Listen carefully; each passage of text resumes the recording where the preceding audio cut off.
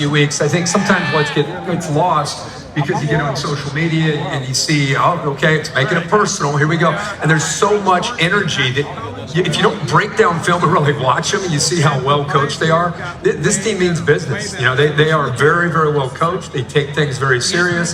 They take a lot of pride in doing things the right way. And, you know, he played with a flair. He coaches with a flair. But, man, one thing you know about is they're going to be a fundamentally sound team on both sides of the ball. And for that and so many reasons, it's a tough ticket to get, Herbie, and the crowd's been loud behind you. Yeah. For everybody who can't be there, what's the atmosphere like? I mean, it's really hard to describe because I'm going to take a shot here. I don't know if they're quiet down. I want to ask them.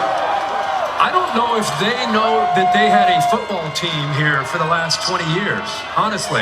Did you guys know that you guys had a football team the last 20 years? And now it's like they made up for the 20 years of mediocrity, and they put it together this year. So you can only imagine. It's like they've been caged up with Ralphie, and now they've been released and allowed to come out and be proud of their brand once again. I work with alum, Christopher Fowler. He hasn't talked about CU football ever. Since maybe that show we were on back in 1996, I think was the last time you brought him up. And now, everywhere you go. So that just puts in perspective what Coach Prime has done to this brand, not just winning games. I would argue that they've become one of the biggest stories, not just in college football. He's doing NFL games on Thursday night. The NFL's talking about Coach Prime. So as you can see, they started the show, and there's quite a few people here. You can see a lot fewer than I had originally anticipated, and maybe some of that is Fox Big News kickoff, because it starts in about an hour. There, let's get views from back here. Now, and there was a time when the Bucs could run with the Alabamas and run with some of these Georgias and whatever. I mean, go back to the 90s, they were an absolute wagon. Now, this year's squad, if you're going to pick a nit between the lines, the ground game has struggled, and there have been times where the offensive line hasn't necessarily protected Shedeur too much. How has he been able to succeed despite some of these growing pains for this program? Well, I think right now, if you look at these first couple of games, statistically, Shedeur is performing as well as any quarterback in the country under pressure. And that to me says a lot about him as just a quarterback. You know, his ability in the game today, the way they attack and spread you out, everything's not always going to be perfect when you go empty, right? You're going to get some pressure. You're going to have to make a guy miss like that. Buy a little time, keep your eyes downfield, because Shedeur's a guy, much like Bryce Young, he's looking to throw. So he's buying time. He's buying time to keep his vision downfield and make a throw. And there it is. You know, all these quarterbacks under pressure, the number one guy who's being the most productive is Shedeur Sanders. And I think as this offensive line grows, they build continuity. They're going to get tested big time. You know, games coming up down the road. They got Oregon and Eugene where they're not going to be able to hear. They got USC coming up, and there's some really tough tests in the Pac-12 this year. One thing you can have, he's got a steady hand. He's a great leader. He knows this offense inside and out. And Sean Lewis, the offensive coordinator, is going to put him in a position where he has a chance to be successful. Man, Sean Lewis does such a good job of creating space. They stretch you out like a lot of these offenses, and they have 4 or 5 dynamic playmakers, and he can get the ball to one of them in space, and someone's going to make a big play. And that's where they are. But having the point guard, that guy that sees it, doesn't panic, and delivers the ball, that's why they are where they are right now. Lines to get through. You just mentioned SC, and you mentioned Oregon's on deck, and what a walk-off season here for the Pac-12. You have 8 ranked teams right here. If there is a challenger that you had to identify for the throne that USC is on, who's coming for the Trojans in the Pac-12, Irving? Well, and besides being out here in Boulder and the buzz that they've created, I think there's 8 teams right now. The ones that stick out to me that are new to the dance would be a Colorado, Washington State, with their win against Wisconsin. The real one to me is Oregon State. Oregon State is a team to look out for, and they play physical brand of football, both sides of the ball. DJ Uyunglele comes over from Clemson, all those experience reps that he has under his belt. Utah is eventually going to get Cam Rising. So, man, and UCLA and Chip Kelly. I talked to Chip the other day. I texted with him. He may have his best defense that he's had since he's been there. He's got a freshman quarterback. There's no, once they get going into conference play, there's really no off weeks with the exception of Matty Berry's Sun Devils. Other than that, it's going to be a grind every week. But Matt's going to tell you they're going to look good today. He's proud of those uniforms today. Matty, come on the set here. What do you got? What do you got going on? What do you got? Some good look. Oh, I mean, Matt always looks good. So he'll tell you, and Matt will tell you how much the outfit costs. Okay. Matt will tell you how much the suit costs. No, not me, Herb, not me. I mean, I always come button it up correct. there. There you go. Get a little tighter shot on Matt. Yeah. And how about Herbie? Herbie, you might be under your playing weight from back in '96 when that rookie show. I think I am. I feel a little bit better after seeing that '96 shot. Back then, I told you, I'm a consumer. Jawline. Yeah, I enjoy it. Jawline, you can set your watch to. Herbie and Game Day coming up, top of the hour. Game Day is back in Boulder for the first time since 1996. I see you standing by. Is on here today. We have a blast. The Rock? Yes. The Rock is on Game Day. Go sign that jersey, Herbie. She's got a Kirk Herbstreit original for you.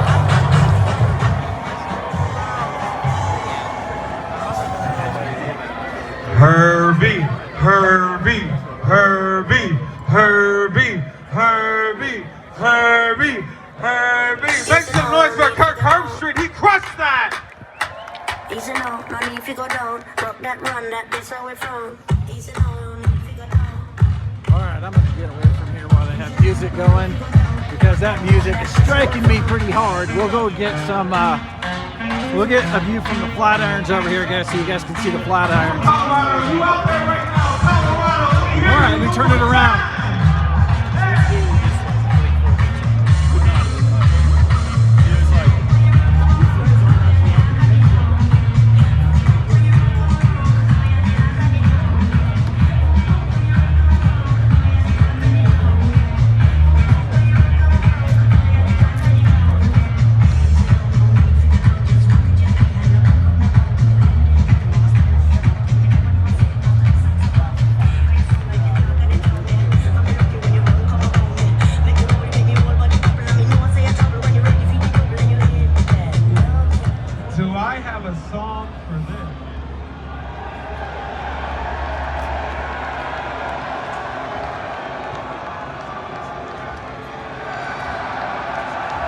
So we're going to take some questions. So the first one that I saw is that a dorm? I'm assuming you mean that building right there. And no, that is not a dorm. So that is one of the classroom areas there. And then we have the Leeds School of Business right in front of us here. So that's the business school.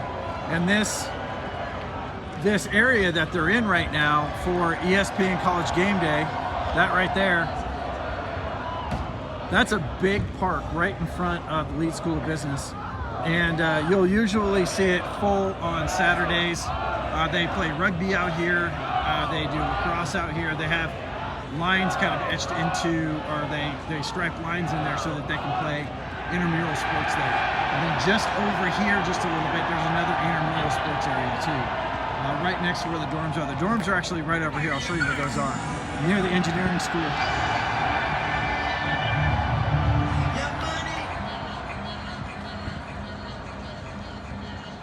Well, can't see them.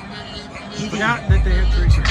But anyway, so there's a whole lot of people here. I would say right now we're probably looking at around 1,000 people. This morning when I got here at about 4 o'clock, there was only about 300 people, and they got them in pretty quickly into this area, so not bad at all. They did a really good job job. I mean, the security was great. No issues like there were last week in Big Game Kickoff. And it wasn't really an issue, just a lot of running and screaming for hats and stuff like that. So let's get to some comments here while we're playing this music. I'm going to get away from this music for just a little bit, guys.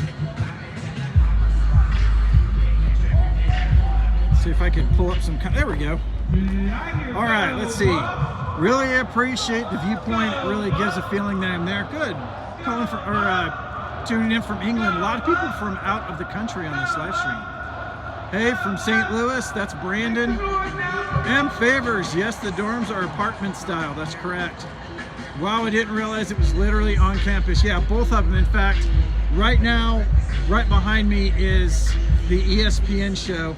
And then just over here, about maybe less than a 5-minute walk, is the Fox Big Noon Kickoff, which I was live at earlier today. So go and check that out when we get off of here. And then let's see. Hello, Alpine Garage. This is Patricia. Hello again. How many hours to the game? I'm watching from another country. So the game is at 8:15 tonight.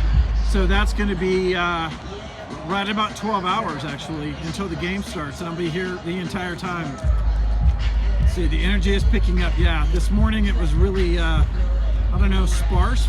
It was dark, and they were frisking people, so there wasn't a whole lot of cheering going on this morning here at ESPN. Let's see, M. Favor says, thank you again. No one else is doing this like you are. Well, I appreciate that. I rolled out of bed this morning at about 2 o'clock in the morning to get over here and hung out until everybody showed up. Really hard to hear me, I know. That was probably when I was over there. The music is really super loud. All right, let's see if anybody else is on here. Are the buildings that can be seen from, no, those aren't dorms.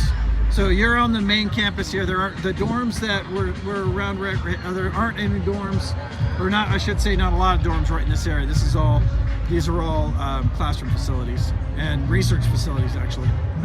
Are you going to the DNVR tailgate? No, I'm not going to the DNVR tailgate, or at least I hadn't planned on it. There's so many tailgates here, guys. I mean, there is a ton of tailgates, and the tailgate that I normally go to is the one that's on Franklin, which is right next to the stadium.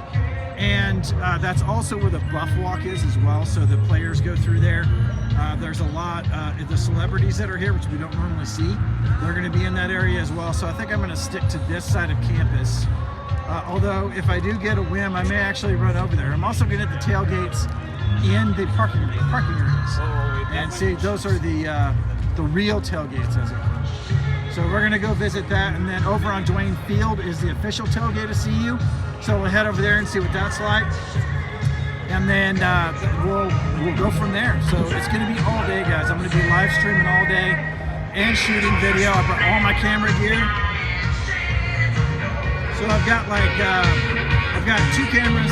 I've got a GoPro and my phone, and whatever. I'm going to be filming things all day and then doing a wrap-up video when we get done. So I'm going to pop off of here for just a little bit, and then I'll be back for another live stream once we get ESPN Gameday going a little bit more. I appreciate you hanging out with me. Make sure you subscribe before you leave. I really appreciate that. And I'll try to get as much as I can for you guys as we go along today. That's a wrap from Alpine Garage Sports. I will see you guys in the next video. If you haven't already heard, we're here.